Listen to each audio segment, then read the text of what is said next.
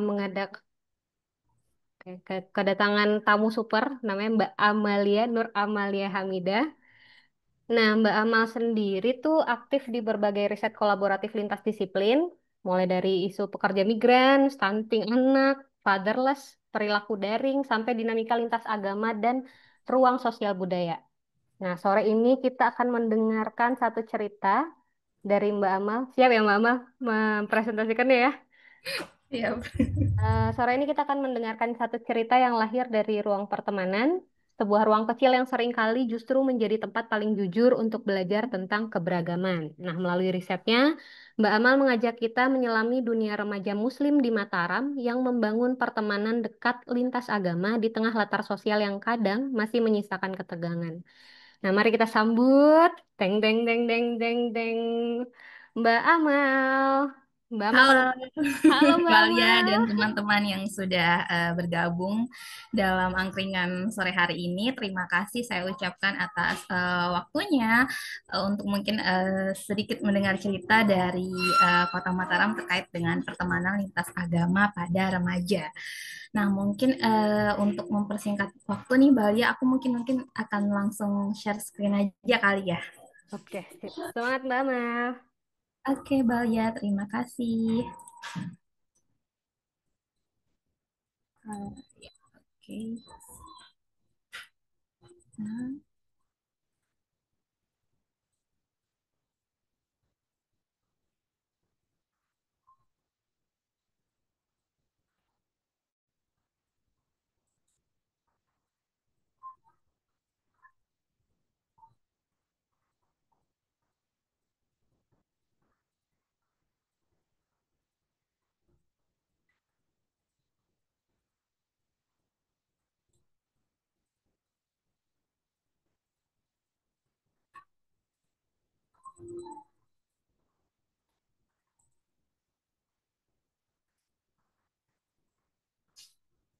apakah sudah terlihat ya, Balia ya? Belum, Mbak.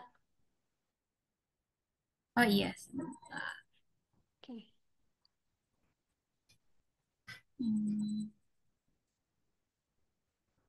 Oke, kalau sekarang apa sudah terlihat full atau masih? Belum full, Mbak. Masih. Nah, sekarang sudah. Oke, oke, kita mulai aja ya teman-teman. Selamat sore. Perkenalkan saya Amal. Ya begitu biasanya dipanggil seperti itu. Pada sore hari ini saya akan bercerita sedikit tentang studi yang pernah saya lakukan gitu mengenai pertemanan dekat lintas agama di Kota Mataram. Nah, kita mulai saja. Jadi ya penelitian ini diawali dengan pandangan yang menurut saya pribadi gitu sangat menarik gitu di kalangan pendapat biasa dan Rubin mengenai pertemanan itu merupakan suatu hubungan fundamental yang dapat memberikan landasan bagi manusia untuk mengembangkan pemahaman sosial mengenai dunia. Nah, jadi pertemanan itu kayak seolah jendela atau mungkin pintu untuk kita bisa paham dunia sosial yang lebih luas, yang lebih yang mungkin lebih lebih komprehensif seperti itu. Nah, bergeser pada relasi antar antar kelompok gitu ya. Tentunya kelompok yang dimasuk di sini adalah kelompok agama. Nah, pada relasi antar kelompok agama ini pertemanan itu dapat memaksimalkan adanya efek kontak dari kedua kelompok agama ini. Misalnya seperti belajar mengenai agama lain, terus melakukan penilaian ulang, merubah perilaku dan bahkan menghasilkan ikatan yang kuat dengan kelompok lain. Nah, pada studi saya ini kita akan lebih banyak mengeksplor mengenai ikatan yang kuat gitu dengan kelompok lain.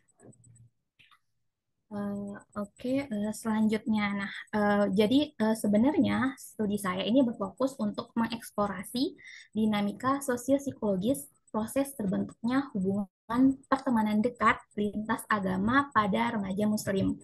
Nah, kenapa sih akhirnya fokus tadinya itu justru pada remaja Muslim gitu.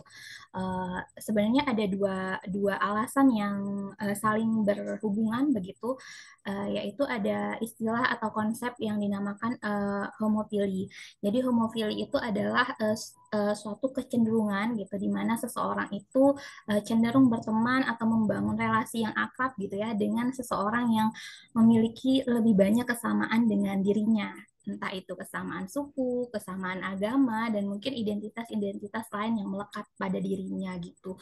Nah, selain itu remaja Muslim juga di konteksnya di Kota Mataram gitu, bahkan mungkin di Indonesia gitu ya, memang menjadi majority gitu, mayoritas dalam yang secara teori gitu ya, secara penerapan gitu juga sangat mungkin untuk memilih teman yang eh, sesama agama, karena memang secara kemungkinan untuk bertemu terus juga secara jumlah gitu ya lebih lebih banyak gitu. Tetapi di sini kita ingin menyorot pada mereka-mereka ya, yang memilih untuk berteman dekat dengan lintas agama seperti itu. Jadi memang beberapa alasan mengapa di sini justru fokus tadinya pada remaja Muslim gitu. Akan tetapi pada perjalanannya memang studi ini tetap melibatkan dan mendengarkan gitu ya voice-voice dari teman-teman lintas agama gitu, teman-teman dari agama Katolik maupun agama Hindu gitu yang menjadi teman dekat dari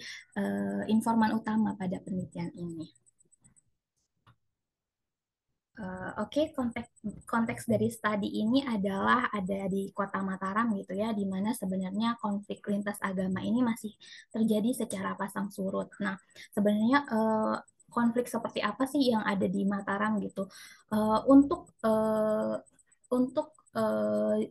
antara siapa yang berkonflik dengan siapa memang pada sejarah atau historisnya selalu ada, misalnya eh, eh, Islam dengan juga Katolik atau mungkin Islam dengan Buddha gitu. Tetapi memang yang lebih banyak dan lebih intens adalah Islam dengan Hindu gitu.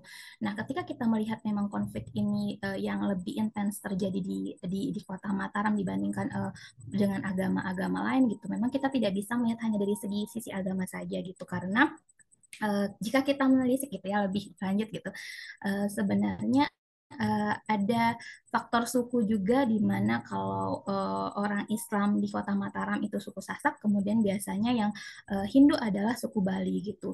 Sejarahnya mengatakan bahwa memang pada zaman dulu gitu ya, memang raja-raja Bali yang melakukan ekspansi gitu ke Lombok, terutama khususnya di Lombok Barat dan Kota Mataram gitu, sehingga memang jika melihat presentasi meskipun uh, jauh gitu ya perbedaan antara Muslim dan penganut agama Hindu di Kota Mataram, tetapi penganut agama Hindu menjadi yang kedua paling banyak gitu pemeluknya di Kota Mataram, seperti itu gambaran konflik yang terjadi. Dan misal teman-teman lihat di pada gambar ini gitu ya, memang uh, konfliknya itu biasanya terjadi uh, desa dengan desa. Jadi memang biasanya kan kalau teman-teman lihat mungkin di beberapa tempat gitu ya, kalau mungkin pernah ke Mataram gitu ya, di sana ada perkampungan yang khusus memang Bali gitu. Kemudian di sampingnya khusus Muslim gitu. Nah, biasanya memang yang berdekatan ini yang juga sering apa ya, adanya segregasi agama seperti itu, teman-teman. Nah, selain konteks tempat gitu ya, mungkin sudah saya singgung di awal itu ada juga konteks level pertemanan. Jadi kalau kita mengaca pada teori yang dikemukakan Crookes and Mills tentang tingkat hubungan relasi komunal gitu ya, ada biasanya ada kenalan, terus kemudian ada teman dekat, teman biasa atau casual friends, terus ada teman dekat, close friend, dan juga teman terbaik yaitu best friend. Nah, studi ini fokus pada eh, pada mereka yang menganggap bahwa pertemanan lintas agama mereka itu dekat dan sangat dekat gitu. Jadi memang dari awal dilakukan screening terhadap informan-informan yang akan menjadi informan utama kita dalam studi ini. Kemudian konteks lain dari studi ini adalah memang lebih banyak dilakukan di lingkungan sekolah. Awalnya di screening dengan mencari dari selebaran-selebaran gitu, mencari informan, kemudian dilanjutkan dengan snowball di lingkungan sekolah seperti itu. Eh, Selanjutnya metodologi yang digunakan adalah case study dengan wawancara semi terstruktur dan juga observasi kayak gitu. Nah, diharapkan metode ini tuh menangkap untuk karena membutuhkan deskripsi dan analisis yang mendalam mengenai aspek psikologis atau dinamika pembentukan pertemanan dekat lintas agama pada remaja Muslim. Nah, ini ada beberapa informan atau remaja Muslim gitu ya yang terlibat dalam remaja yang terlibat dalam penelitian ini. Ada 5 orang remaja Muslim, kemudian juga ada 1 orang beragama Katolik, terus kemudian juga 1 orang beragama Hindu. Uh, Oke, setelah dilakukan wawancara, kemudian juga observasi gitu ya, dilakukan analisis dengan tematik analisis pada dengan 6 tahapan. Setelah itu muncullah hasil-hasil yang menjadi tema utama dari temuan studi ini gitu. Yang pertama ada penilaian positif terhadap keberagaman, yang kedua ada ketertarikan interpersonal, yang ketiga ada upaya pemeliharaan kedekatan sebagai manifestasi dari adanya kedekatan itu sendiri. Nah, penilaian positif terhadap keberagaman. Jadi kita akan membahas dulu tema utama dari temuan studi ini. Nah, penilaian positif terhadap keberagaman ini merupakan pandangan positif para remaja Muslim ini berkaitan dengan adanya perbedaan dalam relasi pertemanan. Jadi penilaian ini muncul karena adanya evaluasi dari kontak yang pernah dilakukan pada masa lampau. Jadi beberapa dari mereka mengaku bahwa menceritakan gitu ya bahwasannya mereka tinggal di lingkungan yang secara agama cukup heterogen, kemudian dari sekolah sejak kecil mungkin di sekolah umum sehingga sekolah negeri gitu ya, sehingga bertemu dengan teman-teman yang memang cukup beragam dari segi agama gitu. Nah, menariknya gitu temuan pada tema pertama ini gitu adalah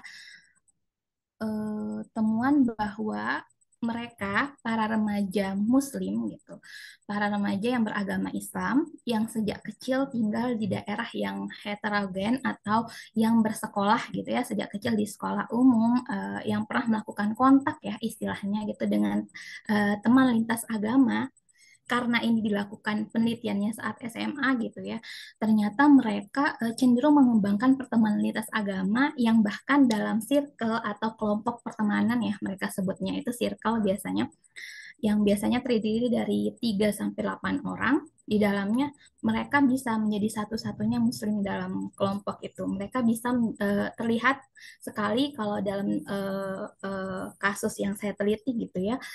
Ternyata mereka yang sekolahnya di sekolah negeri, kemudian lingkungannya cukup beragam, tempat tinggalnya di lebih banyak gitu ya, keberagaman gitu. Ternyata saat SMA bahkan mereka mengembangkan pertemanan dekat yang dalam kelompok pertemanannya itu hanya mereka bahkan yang Muslim gitu, yang lainnya Hindu, kemudian Katolik, bahkan Buddha gitu, seperti itu.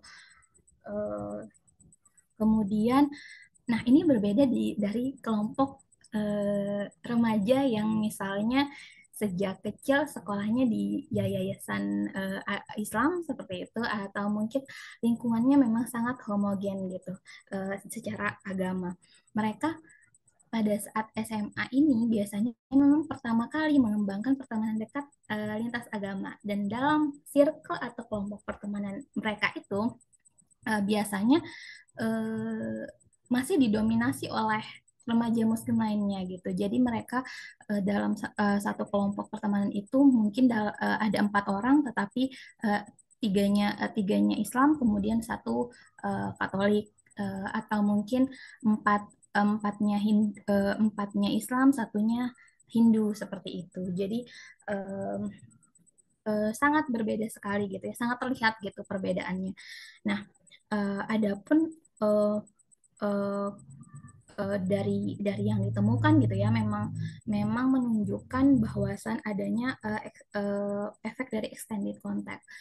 Nah, extended contact ini lebih kepada bagaimana remaja Muslim itu melihat seorang temannya itu ternyata bisa mengembangkan relasi yang positif dengan relasi yang positif yang baik gitu dengan teman lintas agama, sehingga mereka mengembangkan atau tertarik gitu untuk juga berteman dengan teman lintas agamanya gitu. Sehingga memang pada model ini em, pertemanannya cenderung masih banyak didominasi oleh sesama muslim gitu. Nah, kemudian ini ada Tara gitu, dia bercerita gitu tentang tadi kan sempat saya sebut gitu ya, mereka memiliki pandangan dan penilaian positif gitu terkait keberagaman gitu. Tara sempat bercerita juga bahwasan dalam perbedaan itu ternyata ada ya manfaat yang kita dapatkan gitu, dan juga justru manfaat itu juga melahirkan perasaan-perasaan yang positif gitu. Tara mengatakan waktu itu Tara pernah nonton film, terus kan itu tentang Katolik semua, jadi semua filmnya itu nanya dia terus, dia itu teman dekatnya ya, kayak ini tuh maksudnya apa ya, suster itu apa, kayak gitu-gitu, jadi seru. Kemudian ada Dika juga, dia juga satu-satunya yang Islam gitu ya dalam kelompok pertemanannya.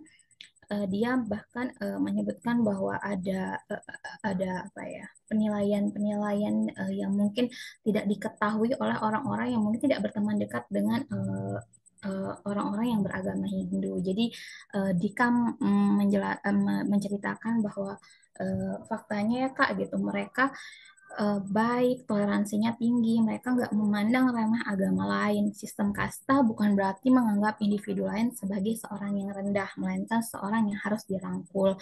Meskipun di agama Hindu itu ada sistem kasta, tapi mereka memandang kita sama. Itu cerita dari Dika.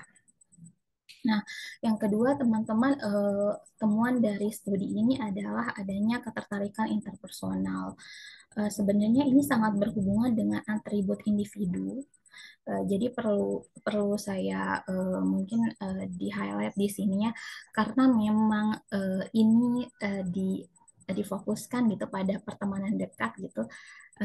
Ternyata ketertarikan interpersonal ini tidak bisa dihilangkan gitu dari adanya relasi yang dekat gitu, karena kualitas-kualitas baik, kualitas-kualitas positif yang dimiliki individu gitu ya, tentunya menarik perhatian teman-temannya untuk uh, menarik perhatian seseorang untuk berteman dengannya gitu. Nah, adapun di sini ada dua hal ya sebenarnya yang muncul, adanya keterhubungan dan membaur. Keterhubungan sendiri ini tidak berhubungan dengan agama, tetapi kalau membaur ini masih ada hubungannya dengan agama. Nah, keterhubungan ini eh, remaja-remaja muslim ini menyebutkan adanya sefrekuensi relate, yang mengartikan bahwasannya ada kesamaan dengan teman lintas agamanya, entah itu pada kesatuan pemahaman atau mungkin kondisi hidup. Nah, persepsi kesamaan ini membuat mereka semakin kayak kita tuh kayaknya nyambung ya, kita nih paham satu pemahaman loh, kita nih berchemistry loh untuk berteman kayak gitu. Nah, sedangkan membaur ini lebih berhubungan dengan agama gitu. Jadi sebenarnya konsep membaur ini saya kira terlihat bersinggungan dengan konsep toleransi. Tetapi pada dasarnya jika ditelisik lebih lanjut gitu ya, ini sangat berhubungan dengan adjustment dari teman lintas agama gitu. Jadi ternyata remaja muslim ini ada ekspektasi-ekspektasi tertentu terhadap teman lintas agamanya, yang jika teman-teman lintas agamanya ini punya tuh mereka cukup tertarik gitu untuk berteman lebih dekat gitu dengan mereka. Nah, Angga ini em, Angga juga salah satu yang berteman, menjadi satu-satunya Islam gitu ya dalam kelompok pertemanannya. Yang lainnya adalah Katolik dan Hindu. Dia bercerita bahwa tentang frekuensi atau keterhubungan tadi ya, dari awal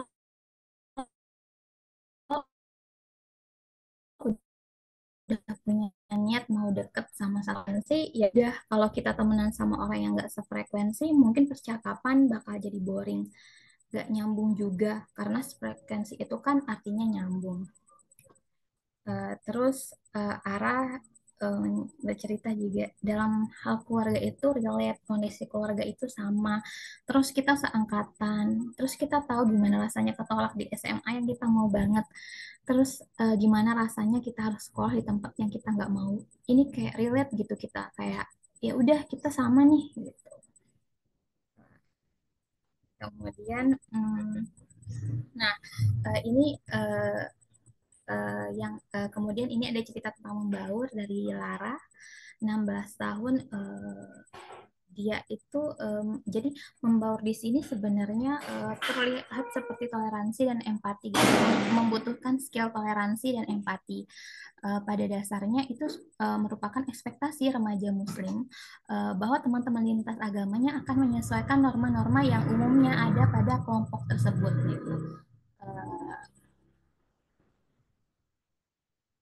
Misalnya Lara gitu bercerita, dia bercerita ada yang nggak deket-deket banget, maksudnya teman-teman kelasnya gitu ya.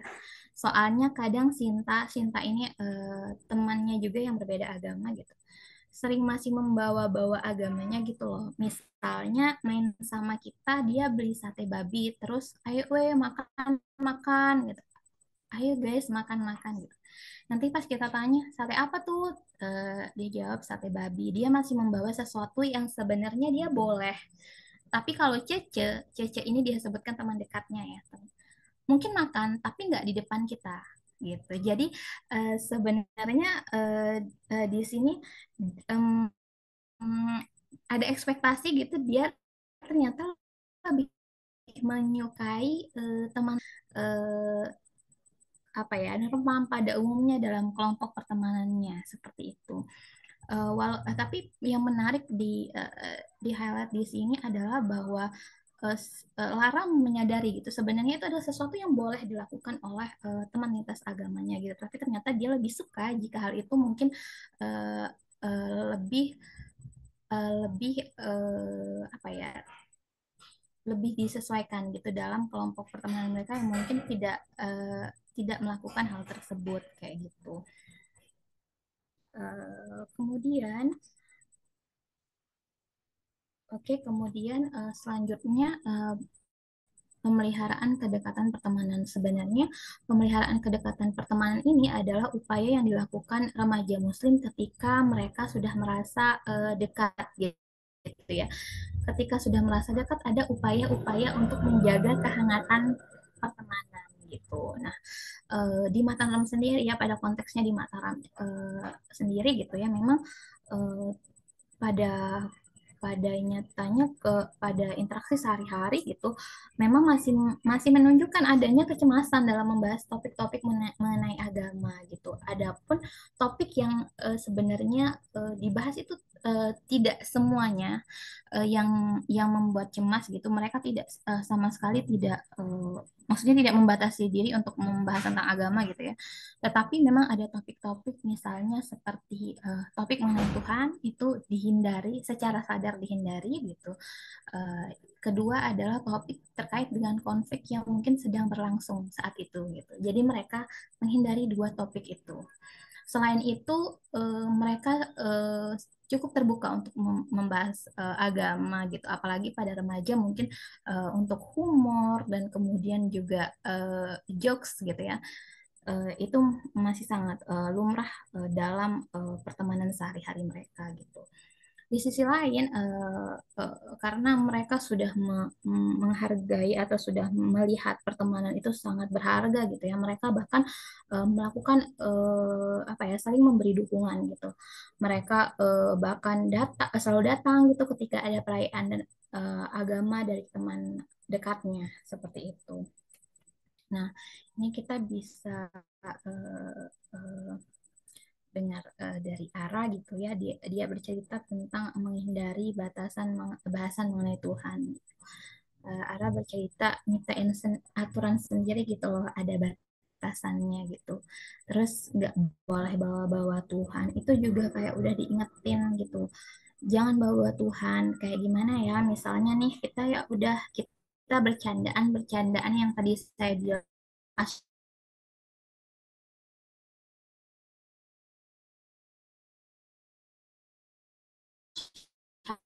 asyhadu asyhadu gitu. Tapi kan ada kan yang kayak Tuhan itu ada Tara yang bercerita tentang konflik yang terjadi di sekitar tempat tinggalnya gitu. Dia mengatakan kita menghindari sih karena tahu kan kalau dibahas mungkin nanti malah jadi berantem. Jadi biarin aja. Itu juga masalah orang tua gitu kan. Jadi kita nggak ikut sebenarnya. Jadi makanya apa ya, mutusin buat nggak dibahas aja. Jadi mereka merasa oh itu ternyata bukan urusan kita ya, itu urusan orang tua. Jadi kita nggak perlu bahas itu karena takutnya juga nanti akan menimbulkan ketegangan justru di relasi ini gitu. Mungkin itu. Kemudian yang terakhir ini karena tadi saya sebutkan ada manifestasi untuk menjaga kehangatan dari relasi pertemanan yang berharga gitu ya. Ini ada cerita dari Angga gitu. Dia bilang itu metatah potong gigi. Terus kan biasanya dirayain kan. Jadi yang selain Hindu itu cuma kita berdua. Jadi di sini ada Angga, kemudian ada Didi. Angga beragama Islam, kemudian Didi beragama Katolik. Jadi yang dimaksud yang selain Hindu itu cuma kita berdua adalah Angga dan Didi. Kemudian terus terus kita kayak yang lain di sana itu datang pakai baju adat, eh, pakai baju agama gitu. Jadi dia bercerita tentang ketika dia datang pada perayaan Metatah atau potong gigi dari Dena. Dena ini adalah teman dekatnya yang beragama Hindu. Oke, mungkin kita akan membahas sedikit ya terkait dengan temuan-temuan yang telah disebutkan tadi.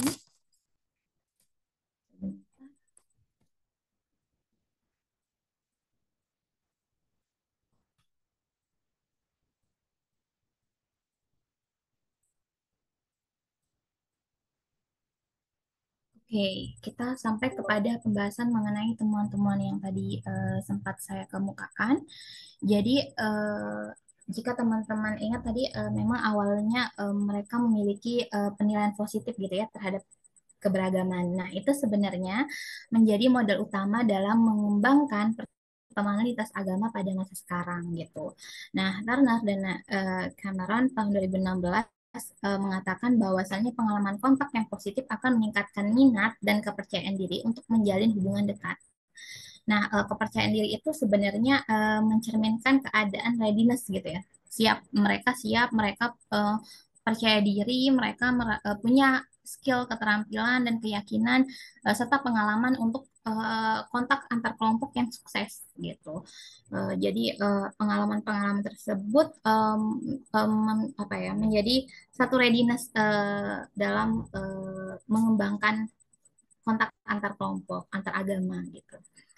Nah, di sisi lain sebenarnya kita juga perlu melihat bahwasannya saat usia remaja gitu, memang faktor perkembangan sosial kognitif itu meningkat gitu. Jadi ada kemampuan pengambilan perspektif yang apa ya, yang juga meningkat gitu, sehingga mereka tidak bisa menilai atau bisa apa ya melihat pertemanan itu dari perspektif yang tadi mungkin saya sebutkan adanya manfaat-manfaat tertentu yang mereka dapatkan dari perbedaan seperti itu. Meskipun begitu, memang saya sendiri gitu ya lebih condong pada pendapat bahwa memang eh, pengalaman itu yang membentuk kesiapan seseorang gitu pada masa remajanya untuk mengembangkan pertemanan lintas agama. Selanjutnya, nah, jadi penilaian positif itu memang berpengaruh pada keinginan untuk membentuk pertemanan, namun ketertarikan untuk dekat itu justru terlihat karena adanya ketertarikan interpersonal. Identifikasi terhadap kualitas-kualitas personal dari teman, misalnya toleransi dan penyesuaian diri menjadi poin penting. Nah, eh, di sisi lain hal itu menjadi poin penting karena ternyata mereka merasa perbedaan itu menjadi tidak begitu menonjol gitu karena biasanya perbedaan atau identitas sosial seperti agama itu kan sifatnya fluid ya, eh, bisa menonjol pada kondisi tertentu dan juga bisa tidak menonjol pada kondisi tertentu gitu. Nah, sebenarnya membangun kepercayaan antar kelompok itu juga tergantung pada interaksi positif dan dipengaruhi secara negatif oleh identitas kelompok yang menonjol gitu. Jadi kepercayaan antar kelompok itu pada umumnya menekankan ekspektasi bahwa anggota kelompok outgroup atau kelompok lain gitu akan berperilaku kooperatif dengan kelompok in group gitu. Jadi mereka ngerasa kalau kalau mereka menyesuaikan diri, oh mereka tuh berperilaku kooperatif loh gitu dan kita percaya kayak gitu. Nah, kemudian untuk kalau menolong dan mengatasi ketidaknyamanan perbedaan tadi memang eh, membatasi bahasan itu kan mereka lakukan sebenarnya untuk memprioritaskan agar tidak terjadi kecanggungan ya atau mungkin apa ya rasa tidak nyaman antar antar teman gitu sehingga sebenarnya Niels dan Kars juga telah menyebutkan bahwasannya memang mereka yang dekat gitu ya pertemanannya itu ya memprioritaskan pertukaran afeksi jangka panjang gitu. Jadi mereka menjaga gitu afeksi positif yang dalam relasi pertemanan mereka. Kemudian juga mereka yang saling mendatangi teman saat saat acara-acara agamanya begitu ya. Eh, Kalau dari studi Hauser 2020 mengatakan bahwa pertemanan di Indonesia menemukan bahwa ketika mereka yang berteman menyebut satu sama lain sebagai teman baik atau teman dekat dalam pertemanan yang berorientasi kelompok atau diadik, sebenarnya pertukaran bantuan atau tolong menolong merupakan aspek sentral dalam menjaga pertemanan kayak gitu. Implikasi dan sarannya di sini studi ini menunjukkan strategi mempromosikan pertemanan lintas agama yang perlu dilakukan sejak dini karena dapat berkontribusi pada keinginan untuk mengembangkan pertemanan lintas agama pada masa perkembangan selanjutnya. Kemudian kami juga merekomendasikan intervensi kelembagaan seperti mengadakan acara-acara pembelajaran dan permainan kolaboratif terutama sejak sekolah dasar. Selain itu, pembiasaan dialog-dialog agama dilakukan di lingkungan sekolah perlu diciptakan untuk mendukung lingkungan yang inklusif bagi siswa. Jadi mungkin kalau beberapa sekolah yang ada label inklusifnya gitu, misalnya kalau kita ambil contoh Olivan gitu ya, kalau di Jogja itu bahkan ketika misal ada perayaan nyepi gitu. Biasanya eh, setelah ada perayaan akan diundang guru agama Hindu kemudian menjelaskan terkait apa itu nyepi, bagaimana itu nyepi seperti itu kepada semua siswanya gitu sehingga mereka bisa melakukan dialog-dialog keagamaan. Jadi bukan hanya untuk siswa yang agama Hindu tetapi juga semua semua siswa yang ada di sekolah tersebut gitu. Jadi pembiasaan-pembiasaan dialog keagamaan yang bisa dilakukan seperti itu. Mungkin itu kalau dari saya. Ini sedikit ada foto-foto ketika mereka mungkin ini sedang temannya sedang sholat terus cobain dong mukena kamu kayak gitu-gitu. Jadi memang ada ada kehangatan dalam perbedaan ya. Sebenarnya mereka masih melakukan jokes pada hal-hal yang mereka rasa tidak akan mendatangkan kecanggungan gitu. Nah ini didatangi saat hari raya seperti itu. Terus mereka mengatakan bahwa tokoh inspirasinya adalah teman-temannya. Mungkin itu dari saya. saya kembalikan ke Bali ya. Oke, terima kasih banyak Mbak Amal. Wah, seru sekali ya. Eh, Ternyata pertemanan tuh nggak cuman toleransinya aja ya Mbak yang dilihat ya. Jadi kayak kedekatan mereka, klickingnya, sefrekuensinya gitu ya. Dan emang karena ada kontak di awal itu ya Mbak, jadinya kayak emang udah terbangun gitu kontak positifnya juga. Oke, seru sekali teman-teman. Nah, kali ini adalah waktu teman-teman untuk bertanya apa saja kepada Mbak Amal. Tapi di sini udah ada satu pertanyaan. Boleh aku izin bacain ya, Mbak? Dari Mas Kwari Januar. Izin bertanya, apakah sudah dilakukan evaluasi terpaparnya ideologi radikalisme yang sekarang lagi marak bahkan pada remaja? Jangankan yang berbeda agama, yang seagama saja namun beda aliran lumrah saling menghujat di media sosial. Dan kadang radikalisme ini seperti fenomena gunung es, terlihat dingin di puncak namun membara di dasarnya. Terima kasih. Mungkin Mbak Amal bisa langsung menjawab. Berarti pertanyaannya adalah apakah sudah dilakukan evaluasi terpapar ini? Jadi, sebenarnya kalau untuk di Kota Mataram sendiri ya, untuk evaluasi terhadap radikalisme ini saya tidak banyak apa ya melihat di situ gitu meneliti atau bertanya terkait hal tersebut gitu. Cuman kalau dihubungkan dengan pertemanan lintas agama gitu ya, sebenarnya pertemanan lintas agama ini bisa menjadi istilahnya temeng gitu. Tameng dalam penyebaran ideologi-ideologi radikal gitu. Mengapa hal itu bisa terjadi gitu ya? Karena pertemanan lintas agama ini tadi memfasilitasi adanya pembelajaran, kemudian juga informasi dan pengetahuan terkait agama lain gitu. Nah, biasanya konteks yang terjadi kan memang di Indonesia, kalau kita membahas radikalisme itu tidak bisa kita menutup mata bahwa yang terjadi itu adalah radikalisme agama gitu. Jadi memang radikalisme itu kan banyak sekali bisa karena apa namanya ketidakpuasan terhadap pemerintah, terus frustasi dan sebagainya. Tetapi memang untuk di Indonesia sendiri case-nya memang tidak jauh dari agama gitu, penanaman ideologi-ideologi yang berkaitan dengan agama gitu. Nah, ketika seseorang gitu ya memiliki teman lintas agama gitu, mereka memiliki tameng untuk setidaknya gitu tidak mudah terbawa arus pada ideologi yang jika disampaikan itu adalah berkaitan dengan kekecewaan terhadap anggota kelompok agama lain seperti itu.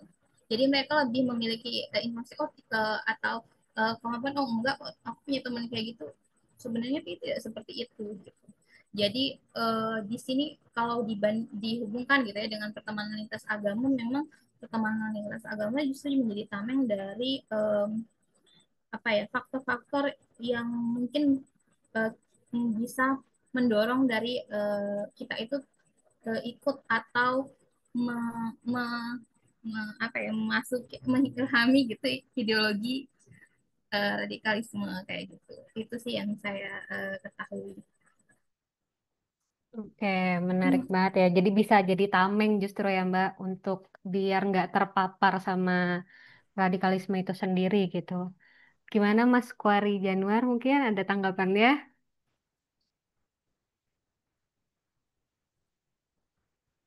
Atau kalau sudah puas dengan jawaban Mbak Ya, Amal saya mungkin... kira mungkin Oh untuk ya, satu sisi silakan. saya setuju Mbak, karena memang betul kalau misalnya kita terbiasa bergaul dengan orang yang berbeda, akan terjadi kebersamaan. Namun ini mungkin pengalaman saya sendiri Mbak, kadang-kadang itu orang yang saling membenci, sama-sama radikal, ketemu ketawa-ketawa aja. Namun di belakang saling ngejek, satunya bilang kamu pasti masuk neraka, satunya kamu masuk purgatorium. Artinya secara permukaan kelihatannya akur, namun ternyata dalamnya enggak. Nah, yang gitu kan bahaya. Jangan sampai itu yang kita harapkan jadi tameng justru menjadi wadah penyebaran radikalisme. Ujung-ujungnya kan awalnya saling ketegangan, saling hujat, ya takutnya akhirnya jadi konflik. Nah, karena ini kan namanya ideologi kan kadang-kadang susah lacaknya. Jangan sampai tujuan kita untuk jadikan tameng ternyata malah ke arah yang lain. Ibarat pisau bermata dua. Nah, karena saya lihat sendiri orang radikal itu entah itu agama A dengan B kalau ketemu kayak baik-baik saja. Namun begitu cerita di belakang berbeda. Nah, itu yang kita khawatirkan seperti api dalam sekam lah ya istilahnya.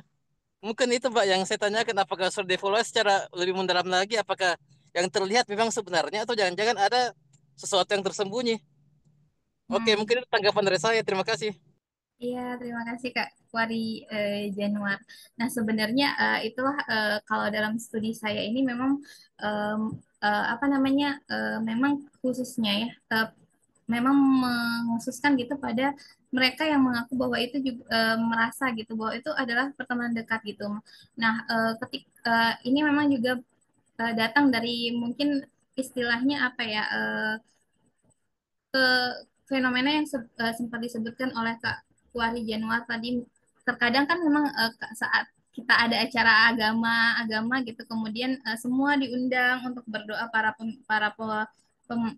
pemimpin agama-agama tertentu gitu ya, semuanya ada perwakilannya, kemudian melakukan selebrasi doa bersama sebagai itu kan yang terlihat di depan gitu, kita tidak tahu di belakang itu bagaimana karena memang relasinya tidak sedalam itu gitu. Nah, pada konteks yang saya paparkan ini memang mereka ini adalah mereka-mereka yang bahkan tadi kalau sempat dilihat ya, bahkan menyebutkan bahwa teman dekat lintas agamanya itu justru inspirasinya, kemudian juga justru mengajarkan banyak hal kepada mereka gitu yang apa ya, yang memang sudah sangat dekat gitu. Jadi jadi sehingga kalau yang ini memang dia lebih banyak gitu membahas terkait dengan bagaimana mereka justru malah senang gitu dengan teman-teman lintas agamanya gitu. Mungkin itu sih dari tanggapan saya Kak Wari. Oke, terima kasih Mbak Amal. Oke, kita ada pertanyaan selanjutnya nih Mbak Amal. Dari Mas Andrean. Mohon izin bertanya, sejauh ini bagaimana penerapan pendidikan lintas agama di sana, Kak? Mengingat tidak semua institusi pendidikan di lingkungan kita menerapkan pendidikan agama berbasis multi atau bahkan lintas agama. Terima kasih. Ya, terima kasih Kak Andrean atas pertanyaannya. Ini sebenarnya pertanyaannya cukup menarik ya. Saya juga menemui temuan yang menarik gitu ketika saya mau mewawancarai teman-teman remaja Muslim di Mataram karena jujur untuk gurunya sendiri saya tidak melakukan wawancara, tetapi saya mengumpulkan informasi dari para siswanya gitu. Nah, di beberapa sekolah gitu memang untuk pendidikan lintas agamanya di sana uh, jadi masih terfokus pada satu agama saja gitu. Jadi ketika agama Islam mereka bersama guru agama Islam, ketika agama Hindu mereka bersama guru agama Hindu gitu. Tetapi ada sekolah yang sudah mulai apa ya menyatukan gitu, menyatukan dalam artian mereka berdoa gitu, kemudian sama-sama agamanya berbeda dan semua guru agamanya disatukan. Itu sudah ada sekolah yang mulai melakukan hal tersebut gitu. Jadi mereka berdoa bersama-sama pada lingkungan yang sama, tidak dipisah-pisah gitu ya. Terus bahkan mereka menceritakan dengan seru-seru soalnya kan jadinya doanya banyak. Kita bisa amin berkali-kali atau sebagaimana gitu. Jadi sudah ada sekolah yang menurut saya di Mataram itu sudah cukup progresif ya, karena memang yang lainnya kebanyakan ya kalau sudah agama ya sendiri-sendiri gitu. Walaupun kalau teman-teman mungkin datang ke Mataram memang eh, tidak akan kaget misalnya melihat ada tempat sembahyang untuk teman-teman agama Hindu itu di sekolah itu biasanya ada gitu, karena memang cukup ini dengan Bali sih kondisinya kalau di Mataram seperti itu.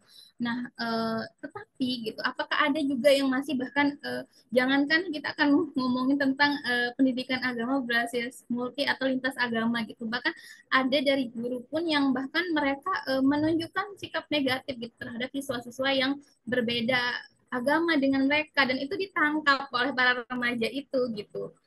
Itu temuannya. Jadi memang masih apa ya tugasnya masih panjang sih untuk hal itu gitu dan semoga kedepannya bisa apa ya harapan dari riset ini juga kedepannya mungkin kita akan bisa menyasar hal-hal tersebut gitu.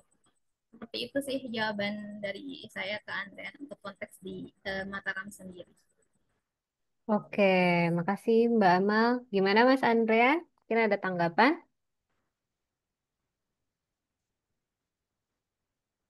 Iya, iya betul betul. Saya sangat setuju sih. Ya Oh, betul. oke, oke. Oke, kita masih ada pertanyaan nih, Mbak Amal. Kayak semua orang tertarik ya dengan materi hari ini karena memang dekat sekali sih ya, Mbak. Maksudnya kita juga sehari-hari pasti menemukan teman yang berbeda agama gitu. Oke, selanjutnya dari Mbak Indah Roziah Kholila.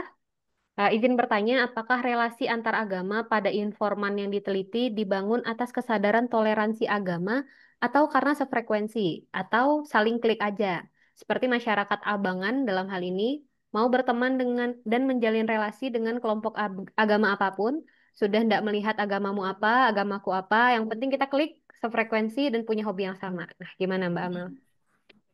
Ini menarik sih. Jadi eh, apa yang nggak peduli gitu ya agamanya apa yang penting frekuensi yang penting klik. Nah bahkan ini ada disampaikan ya oleh Angga gitu salah satu remaja yang terlibat dalam studi ini gitu.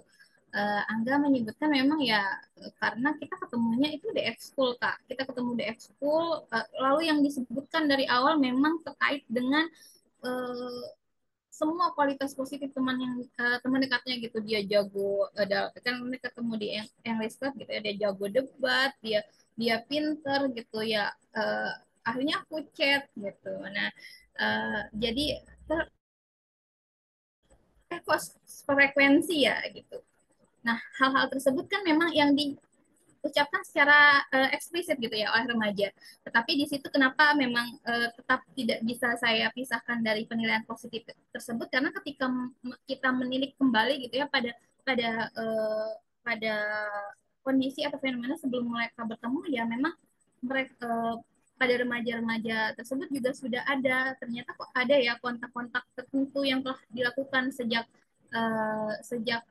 masa lampau gitu yang mereka nilai juga akhirnya perbedaan-perbedaan tersebut bukan sesuatu masalah gitu sehingga mungkin ketika memang ketemu yang frekuensi dan juga klik gitu ya tentu jadi ingin gitu untuk berteman dekat karena ada nih konteksnya ya dia ini juga salah satu informan saya gitu dia bercerita kebetulan dia tidak menjadi informan utama gitu, tetapi karena pada saat proses screening dia sempat menceritakan pengalaman yang membuatnya akhirnya kurang dapat mengembangkan pertemanan lintas agama menurut dia gitu. Dia memiliki pengalaman waktu itu pernah punya teman lumayan dekat kak gitu waktu SD dengan teman lintas agama. Tetapi setiap bermain ke rumah itu mama selalu berpesan mending kamu main ke rumah teman yang lain saja kayak gitu. Jadi kan hal-hal seperti itu sebenarnya pada remaja juga akan menentukan pandangan atau keinginan mereka gitu untuk berteman dekat gitu. Jadi memang tidak hanya bagi saya pribadi gitu ya, tidak hanya pada permukaan bahwa kita melihat mereka oke okay, mereka nih klik frekuensi gitu tapi ternyata ada cerita-cerita atau ada faktor-faktor lain juga sebenarnya di belakang itu yang akhirnya membuat mereka gitu jadi semakin mantap nih untuk melakukan untuk berteman dekat itu sih kalau dari saya kak dari saya, kak Indah Oke, gimana Kak Indah? Apakah sudah terjawab pertanyaannya? sama Oke, terima kasih Kak. Oke, mungkin ada lagi nih teman-teman yang mau bertanya bisa open mic atau chat di kolom chat. Ada nggak yang mau bertanya? Kalau nggak aku yang bertanya deh. Mbak Amal, oh aku penasaran dengan satu hal. Kayak em, tadi kan Mbak Amal cerita juga bahwa orang tua tuh juga ada ternyata yang jangan sama ke rumah teman yang itu, ke rumah teman yang lain aja gitu. Terus tadi juga ada guru yang juga masih menunjukkan apa namanya? Ya, sentimen nih lah gitu. Nah, kira-kira gimana cara teman-teman remaja ini mempertahankan penilaian positifnya terhadap teman-teman dekatnya ketika lingkungannya justru mengcounter itu gitu. Oke, sebenarnya kalau oke ini ada perbedaannya. Sebenarnya kalau yang untuk orang tua ini karena dia terjadi di saat masa kecil gitu. Jadi dia itu jadi menjadi ingatannya, memorinya bahwa oh iya ternyata nggak kayaknya nanti kalau aku punya teman lintas agama saat selanjutnya juga mama akan melarang aku misalnya seperti itu ya. Jadi memang cukup enggan bahkan ketika akhirnya tidak menjadi informan utama karena dia menganggap ya enggak sih itu cuman kenal teman biasa aja gitu. Tapi tetap di awal memang sempat diwawancarai gitu. Nah, untuk yang guru ini, mungkin karena tadi saya sempat menyinggung karena pada tahapan remaja atau yang pada saat informan saya ini sudah cukup mampu melihat apa ya perspektif gitu ya. Justru di sana dia menceritakan justru kekecewaan terhadap gurunya. Kenapa ya kayak gitu? Padahal kan karena kan mungkin ini juga ya sikap positif terhadap temannya itu sudah berkembang gitu. Dia menghormati temannya, dia menyayangi temannya gitu. Tapi ketika misalnya mendapatkan perlakuan yang menurut dia tidak pantas didapatkan atau kurang pantas didapatkan karena misalnya hanya beda agama gitu ya, tidak melakukan salah yang melanggar peraturan atau apa gitu, dia justru kecewa gitu. Kenapa ya kayak gitu gitu? Kenapa sih seperti itu gitu? Padahal kan hal itu harusnya tidak terjadi kayak gitu. Jadi justru mereka sudah memiliki pemahaman itu mungkin yang diakibatkan karena sudah ada perasaan positif dan suka gitu lebih tinggi kepada teman-temannya dibandingkan apa ya gurunya pada saat itu gitu. Dan bisa jadi juga ya Balia ya hal itu terjadi karena mungkin gurunya pada tingkat pendidikan sebelumnya tidak melakukan hal yang sama gitu, tapi kepada positif gitu kepada mereka gitu. Makanya tadi direkomendasi tuh Mbak Amal juga dari kecil nih kayaknya harus udah dibangun ya kontak yang positif ini gitu kepada teman-teman yang lintas agama gitu. Oke, kita ada pertanyaan lagi nih, ada yang raise hand dari Faikal. Faikal boleh di open mic bertanya ke Mbak Amal. Oke, sebelumnya makasih banyak Mbak Mal buat pemaparannya ya. Karena jujur ini topiknya sebenarnya lebih ke topik dan cangkupan lingkupnya tuh sangat Sorry menarik Faisal, bagi. di aku suara kamu kecil banget. Oh, sini sini, cek cek, aman kah? Oke. Oke. Jadi jujur kalau topiknya sendiri dan bidangnya ya, saya sangat tertarik dengan ini karena tentang berkaitan dengan intergroup, juga sentimen. em, Ya walaupun ada intergroup, tapi kan biasanya intergroup kita lebih ke derogasi atau favoritism, tapi kan di sini lebih kepada harmoni intergroup gitu ya. Mungkin saya juga sedikit eh, sharing dan juga menanggapi apa yang disampaikan sebelumnya juga dari teman-teman yang nanya gitu ya. Menarik tadi disampaikan tentang ideologi juga dan juga tentang peran-peran signifikan others seperti guru dan orang tua juga gitu ya. Nah, kalau saya sendiri memang sekarang saya juga mengalami ya pertemanan intergroup gitu ya, interfaith gitu terutamanya khususnya. Jadi saya ya merasa bahwa kayak di pas saya SD, SMP itu saya benar-benar eh, intra-group itu. Pertamanya intra-faith aja kayak Islamnya sama Islam aja karena saya SD full Islam, SMP juga SMP-nya Islam gitu. Dan baru nemu, oh ternyata gini, ada orang yang agamanya beda tuh, saya jadi sebenarnya bukan lebih ke benci, tapi lebih ke tertarik aktivitas mereka tuh sebenarnya seperti apa aja gitu. Karena kan pasti berbeda ya, mereka larangannya, perintahnya apa beda gitu. Eh, dan saya juga sering diskusi sama teman-teman, sama teman saya juga gitu. Kalau di agama kamu ini boleh gak sih, dan pandangan di agama kamu seperti apa gitu. Dan saya rasa itu sangat relate ya, karena peran dari orang tua juga, saya rasa orang tua saya juga gak yang mendoktrin kebencian atau segregasi dengan kelompok lain itu penting. Sama mungkin ideologi juga karena ya follow up dari pertanyaannya Mas Yanuar tadi kan ideologi dan tadi dari Mbak atau Mbak Indah ya kalau bisa tentang abangan karena kalau saya baca-baca juga memang kalau teman-teman atau orang-orang yang ideologinya itu sayap kanan mungkin ya atau lebih konservatif itu biasanya mereka ada sedikit eh, reluctance gitu ya atau resistance untuk eh, merangkul teman-teman yang inter atau outgroup gitu. Nah, mungkin kalau di generasi kita sekarang karena saya lihat juga orang-orangnya udah lumayan pada liberal itu, kayaknya interfaith friendship ini lumayan lumayan sangat apa lumayan trennya naik gitu dibandingkan dulu gitu. Nah, mungkin yang saya tanyakan sebenarnya lebih kepada dalam relasi interfaith ini, pertemanan interfaith ini, ada gak sih salah satu pihak yang memang punya lebih merasa punya power gitu mereka di dalam dinamika pertemanannya gitu. Karena kan kita juga agak lumayan sering ya mendengar relasi pertemanan hierarkis gitu, di mana salah satu pihak tuh punya power yang lebih besar ketimbang eh, temannya gitu, sehingga kadang misalnya di satu circle aja kita kadang ngikut satu orang itu yang dia memutuskan oh kita mau main kemana, kita mau ngapain aja dan sebagainya gitu, atau aktivitas kelompok dan sebagainya gitu. Nah kalau di Interfaith ini ada gak sih kalau misalnya karena dia mayoritas Islam misalnya dia merasa punya power di pertemanannya atau bagaimana gitu Mbak? Ditemukan nggak di situ? Terima kasih Mbak. Oke, Faikal.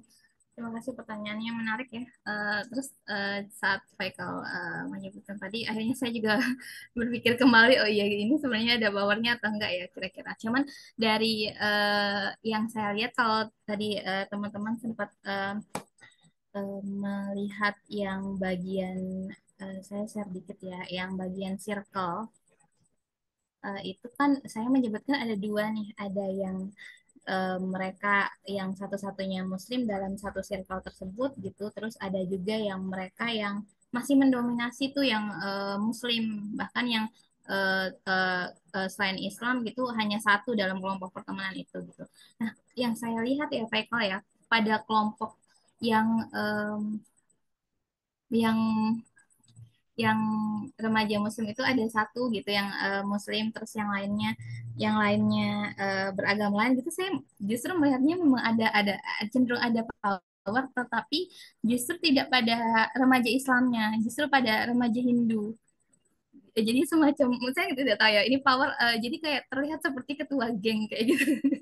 Ketua kelompoknya mereka justru itu terlihat di Hindu. Cuman kalau di circle yang masih mayoritasnya Muslim ya, yang lintas agama cuman ada satu gitu, dari misalnya dari 4 orang atau dari 5 orang, itu memang terlihat masih remaja Muslim sangat mendominasi gitu.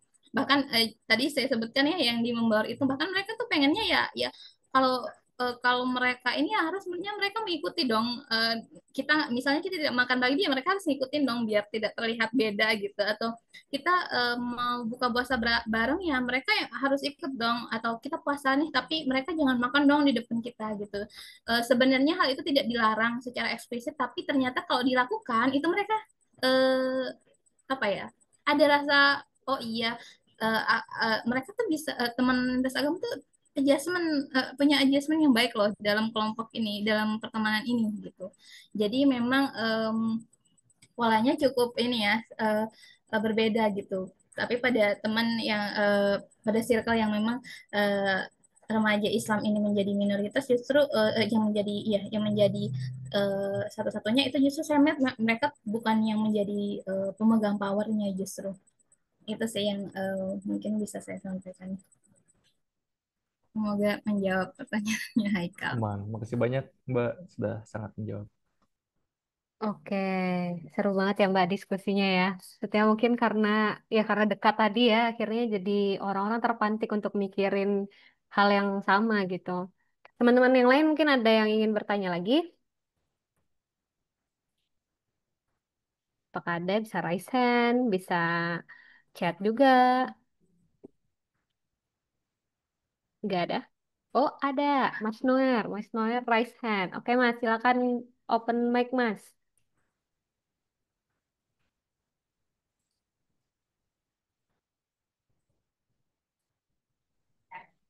Halo, suaraku masuk ya. Masuk Di Mas. di rumahku tuh hujan, jadi mungkin aku izin off cam biar apa stabil gitu. Karena tadi Amalia suaranya timbul tenggelam gitu. Oh, Aku oke. komentar eh, apresiasi untuk penelitian ini.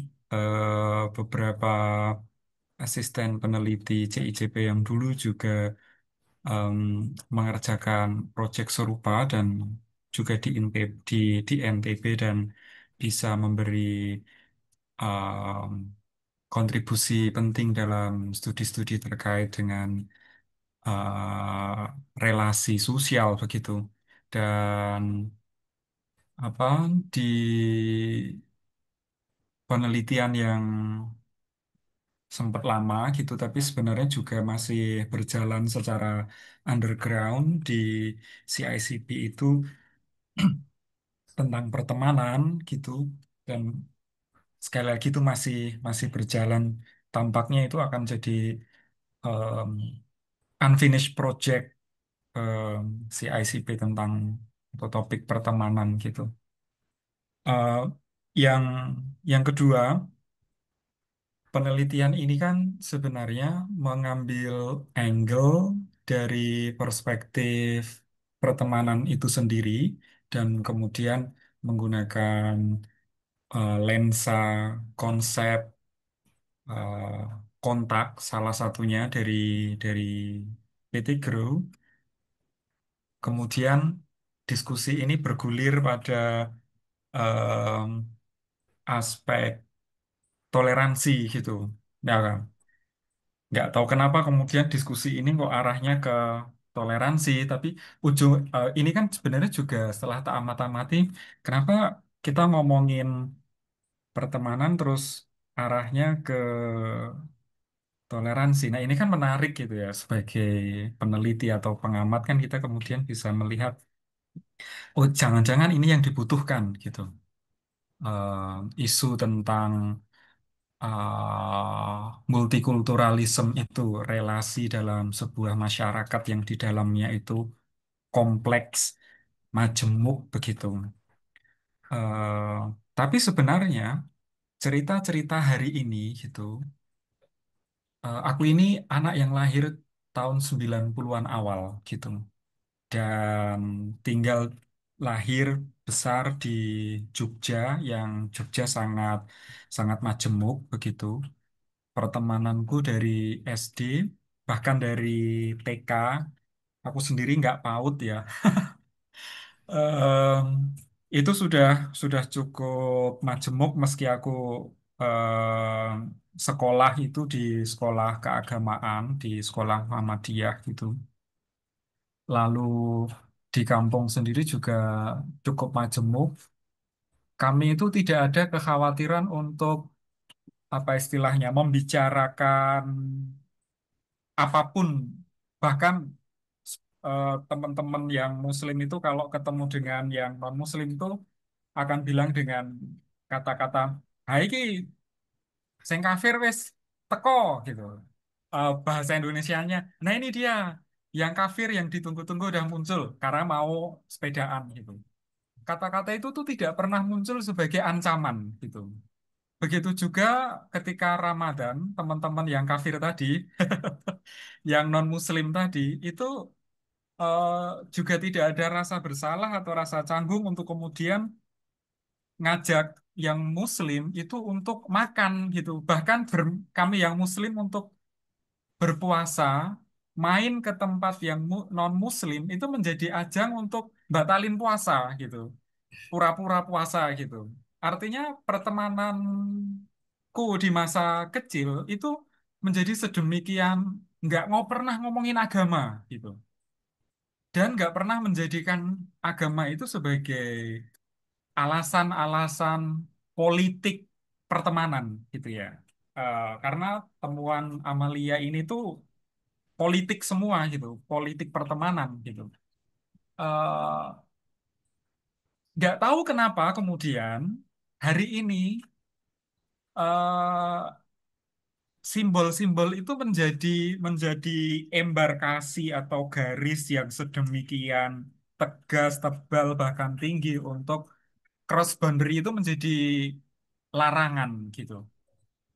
eh aku tuh ingat kok dulu punya temen Kristen Protestan gitu yang kemudian kami bilang karena dia tuh kalau kemana-mana waktu kecil itu cuma pakai celana pendek gitu. Terus ada temenku yang cukup pinter itu dia bilang gini, kamu ini Yesus ngajarin baik kok, yang kamu ikuti itu cuman cawetnya gitu. Maksudnya tuh hal-hal yang sudah baik diajarkan itu kok yang dipakai itu cuma cawetnya, tapi perilakunya itu tidak di serap atau diinternalisasi gitu. Selagi-lagi cross boundary itu menjadi sedemikian sulit untuk dilakukan hari ini, terus muncul toleransi gitu. Kata-kata toleransi, toleransi dan toleransi, gitu. Pertanyaannya kan jadi begini, apakah orang-orang muda, remaja itu mendekap konsep toleransi? Jangan-jangan toleransi ini adalah bahasa orang dewasa, juga bahasa mereka yang membangun tembok atau boundary itu. Kemudian, toleransi dipahami sebagai kita menjaga batas. Eh, Studi ini mestinya bisa membawa semacam kritik terhadap wacana toleransi yang sudah ada, karena wacana toleransi itu kemudian benar-benar membuat kita dalam berelasi itu sedemikian kaku, tidak cair sebagaimana pertemanan. Pertemanan itu kan apa sih yang yang yang tidak bisa diomongkan gitu. Pertemanan itu kan melampaui obrolan politik angkringan ya. Eh, Pertemanan itu bisa membicarakan apapun. Sejauh kita dekat dengan orang tersebut sebagai teman, kita itu bisa mengumbar aurat gitu. Aurat ini dalam pengertian simbol ya. Kita bisa membicarakan keburukan kita, keburukan orang lain gitu. Apalagi cuman agama gitu. Apalagi cuman pilihan politik, apalagi cuman aspirasi mau ke kampus mana gitu, diem-dieman yang penting nanti ngabarin kalau udah lulus gitu. Artinya dalam relasi remaja, kalau menurut studi yang manuskripnya sedang under review oleh kawan-kawan yang tadi juga kulihat mereka nongol di angkringan ini, di forum ini, ternyata ada pergeseran dari nilai relasi gitu. Ada pergeseran dari nilai relasi yang boleh dibilang semakin ke sini itu semakin materialis gitu. Nah, domain dari agama pun, agama itu jadi salah satu identitas kan, pilihan politik itu juga bisa jadi identitas, itu ternyata juga sudah sedemikian material gitu loh. Em, ini bisa menjadi apa ya istilahnya, undangan riset atau refleksi kita bersama dalam melihat apa relasi antar kelompok atau interpersonal bahkan untuk tidak tidak semata-mata hanya melihat dunia, hanya melihat partisipan itu, tetapi mengabaikan dunia gitu. Yang kedua, Pettigrew ataupun Turner yang tadi sudah Amalia kutip, itu kan mengandaikan bahwa kontak dalam relasi interpersonal itu setara. Ada egaliter yang tidak bisa dihindari dalam relasi itu. Sementara eh, penelitian Amalia ini kan lebih apa istilahnya muncul interseksionalitas di mana-mana gitu. Kayak kalau tadi sudah menanyakan tentang power, itu kan sebenarnya juga juga mengindikasikan bagaimana orang yang Hindu sebenarnya secara statistik demografi di NTB dia lebih minoritas dibanding Muslim, tetapi dia bisa menjadi let's say tadi ketua geng gitu atau orang penting di klik pertemanan itu gitu. Artinya kan ada interseksionalitas yang sebenarnya lebih kompleks dari apa yang diandaikan Pettigrew dalam teori kontak itu. Kontak itu kan mengandaikan prasangka akan turun, keintiman akan lebih terjadi ketika ada kontak terus-menerus gitu. Tapi untuk terjadi kontak terus-menerus yang diandaikan seperti tadi, prasangka yang menurun, itu ketika relasi kedua kelompok atau interpersonal itu relatif setara gitu. Berarti kan ada resources yang kemudian membuat orang-orang atau partisipan studi ini itu bisa menjadi lebih mudah, lebih cair untuk mengalami kontak gitu. Kupikir seperti itu dan terima kasih untuk sharing ini, Amalia. Valia, terima kasih kesempatannya. Terima Oh, kasih Mas Nur. gimana Mbak Amalia? Mau ditanggapi dulu? Eh, ya sebenarnya tadi lebih saya ngerasanya lebih kayak di apa ya belajar lagi sih dari eh, pandangan atau pendapat dari eh, eh, Mas Nur gitu. eh ya mungkin itu Bali ya. Kalau dari saya Jadi justru kayak saya banyak refleksi bersama apa ya Mbak? merenung dari Hmm. pandangan dan pendapat Mas Nur tadi. Oke. Ya jadi refleksi bersama juga ya Mbak ya. Kayak oh iya juga ya gitu ya Mbak. Iya. Oke, oke, makasih banyak Mas Noer. Eh selanjutnya teman-teman, udah ada lagi yang mau bertanya? Pak Dali? Nah, kalau enggak kita akan mempersilahkan Mbak Amal untuk memberikan closing statement nih, Mbak Amal, silahkan. Iya, oke. eh, Mungkin closing statementnya tidak ada persiapan apa-apa, tapi mungkin intinya pada sore hari ini apa ya yang ingin saya sampaikan adalah bahwasannya pertemanan lintas agama itu memang banyak juga membahas tentang adjustment atau apa penyelesaian-penyelesaian dan juga ada tidak pernah melupakan adanya aspek-aspek interpersonal. Mungkin itu sih Balia dari closing statementnya untuk sore hari ini. Oke, makasih banyak Mbak Amal.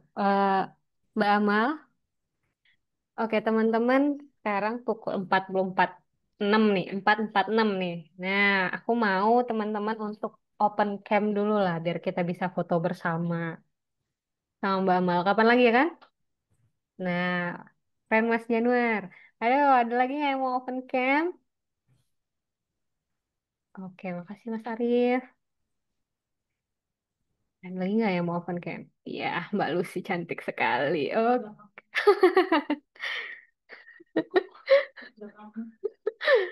oke, oke. Nah, Mbak Nadia juga. Mungkin kita tunggu 5 detik ya. Nanti akan saya pandu untuk foto bersama. Oke, 5, 4. Oke, kalau gitu saya pandu untuk fotonya 2 kali ya. Yang pertama 3, 2, 1. Oke, yang kedua 3, 2, 1. Cheese. Oke, thank you. Saya kembalikan ke Mbak Bali ya. Oke, terima kasih Faikal sudah memfoto kita bersama ya. Jadi kita punya dokumentasi nih teman-teman, berfoto bersama-sama ya kan? Oke, terima kasih banyak ya Mbak Amal atas diskusi hari ini. Jadi melihat juga sih dengan pertemanan kita di sekitar ya. Mungkin teman-teman juga jadi bisa melihat pertemanan di sekitar kita juga bahwa oh iya ya, ternyata interfaith ini tuh sudah sangat masif ya. Maksudnya apalagi kalau kita kuliah gitu di umur-umur sekarang pasti makin banyak teman-teman yang mungkin tidak seagama gitu dengan kita. Oke, mungkin sekian aja dari angkringan hari ini, teman-teman. Terima kasih banyak sudah join. Jangan lupa join lagi kalau misalkan ada angkringan lagi ya. Karena pasti kita akan menampilkan, atau bukan menampilkan, kita akan mendatangkan tamu-tamu super yang lain. Oke, terima kasih teman-teman. Boleh live, boleh live kalau mau live. Gitu. Terima kasih. Assalamualaikum warahmatullahi wabarakatuh. Ah, terima kasih Balia, Terima kasih Mbak Amal. teman-teman. Iya, Terima Faisal. kasih Mbak Amal. Terima kasih Mbak Yani. Terima kasih. Thank you. Bisa live juga, Yuk. Balia. Iya. Boleh Mbak. Terima kasih ya Terima Mbak kasih ya. Amal. Iya.